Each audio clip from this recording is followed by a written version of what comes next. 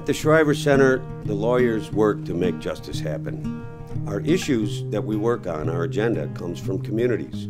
We have relationships with social workers, legal aid lawyers, clergy, teachers, community organizers, and many others who every day work with high volumes of people who have problems, who bring problems through the door.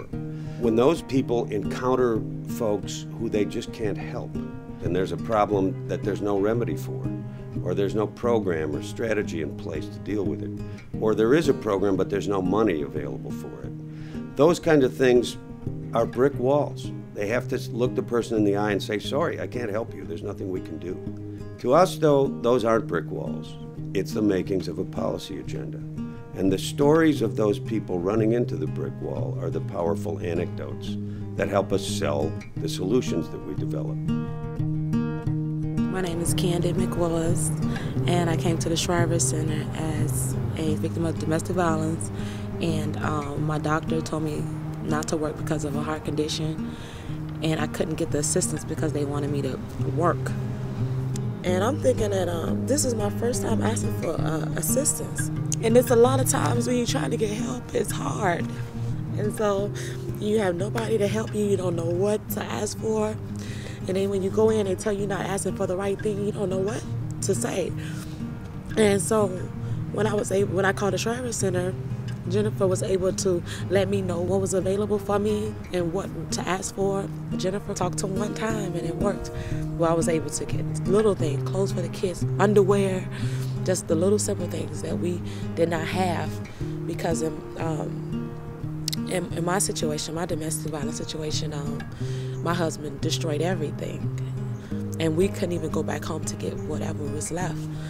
So I am really thankful for the Shriver Center. I don't know, I can't say it enough. You know, I wish I could do something. I'm still thinking of something that I can do for Jennifer.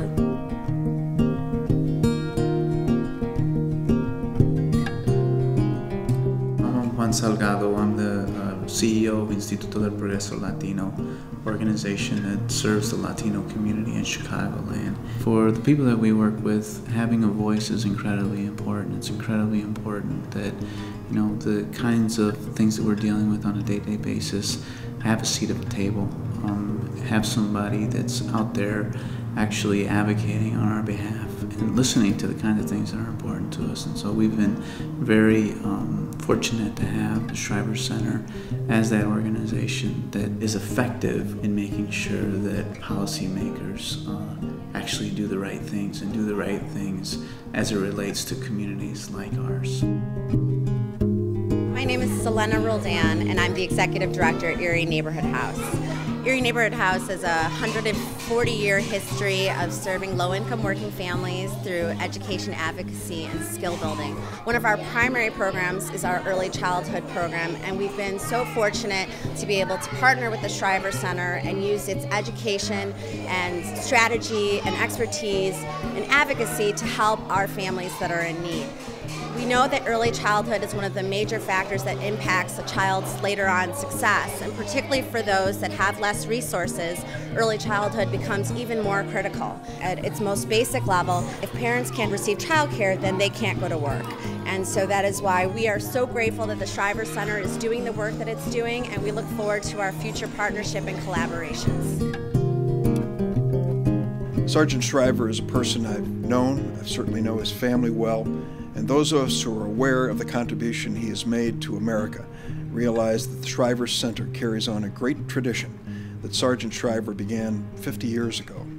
It's a tradition of really understanding what our democracy is about, where the poor and dispossessed have a voice. We know in Washington that the corridors are filled with lobbyists, well-paid people speaking for those who are very well off. But who is there to speak for those who have no wealth, no political clout? Time and again, the Shriver Center, on a local basis and a national basis, has been that voice to those who are about to lose their homes, those who have no jobs, those who are looking for justice in a system that may ignore them. When I take a look at the contributions made by the Shriver Center, I think about the current recession and all the unemployment. And the fact that President Obama said one thing we want to do is to try to give people a chance, particularly those in low-income categories, to find a job through TANF and other programs. It was the Shriver Center who stood up and accepted that challenge from President Obama and said, let us be the vehicle that will lead to jobs for those who are poor. My hat's off to the Sergeant Shriver Center, but also to the many people who have a voice in America to make this a stronger democracy, because the Shriver Center is there as their advocate, as their partner, and as their inspiration. As lawyers, we can engage in litigation to force the issue, and we don't shrink from that when it's necessary and useful. But we also have a full array of other strategies to bring to bear to try to convince policymakers and the general public that the solutions we've developed are in fact the right thing to do and a smart thing to do to address the problem. We have accomplishments in child support, child care, welfare reform, workforce development, civil rights, protection for victims of violence, asset building, and other areas. Thanks to you and your support, we are advancing justice and opportunity in these ways.